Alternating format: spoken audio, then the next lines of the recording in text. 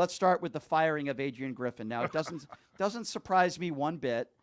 They have a very good record. They've only lost 13 games, I think, this year. But as I've told you on and off the air, there was some sort of distance between players and Griffin when I was sitting literally on the bench. I was literally sitting on the Bucks bench. What access for the games here. And thank you, Vivica. Yeah, Vivica. Thanks to Vivica Fox. But, like, I just felt like there was a communication barrier between guys on the team. I don't know if it was a respect thing or a personal thing, obviously, but I can tell you, and I told you this, there's something going on there. Why was, as a former Buck, why was Adrian Griffin fired? Well, I think that's part of it. You saw it firsthand, and that was early.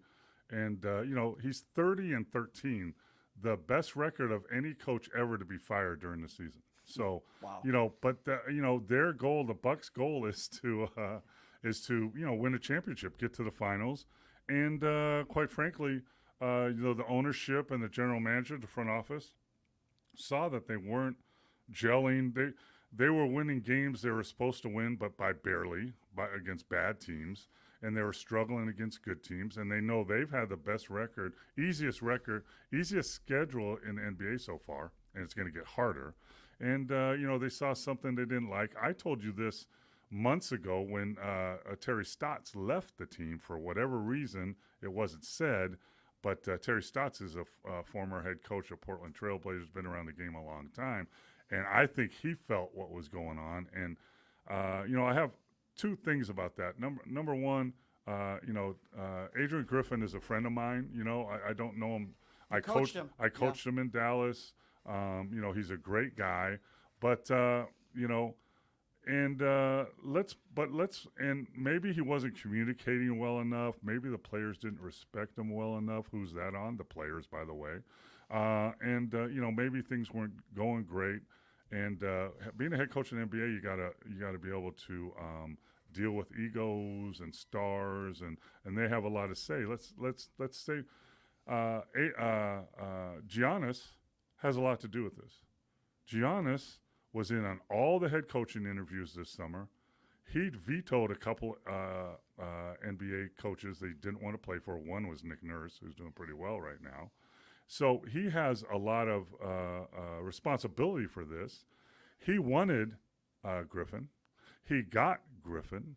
And then when Griffin was there, for whatever reason, he didn't want to listen to him or, didn't respect him. And that's on Giannis. Because if Giannis doesn't do it, who wanted him, then no one else is going to do it. And then it snowballs. And if you lose the locker room in that level, you got a problem. And I've always told people, if you're going to be the head coach, even in the G League or whatever, the players have to respect you. You have to be able to hold them accountable, and you got to know what the hell you're doing because they'll see right off the bat. But then the bottom line is, especially at the NBA level, NBA teams, players have to let you coach them. So if they don't let you coach them, they can do whatever they want. They make $20, $30, $40, $50 million a year, so they can tell you literally during practice, go jump in a lake in not as nice terms. And there's not much you can do about it. So, I just think it turned out to be a bad fit. You put a new head coach into a team that with great high expectations. But the bottom line is, the players, it's their responsibility to respond. And if they weren't happy with the defensive accountability or the offensive schemes, someone like Giannis or Lillard could have gone to him in his office, closed the door and said, hey, coach, we think we need to do this, or why don't we look at that? And he would have done it, in my opinion, unless his ego got to him. But, what they did last night, and I'm not sure if this what it was.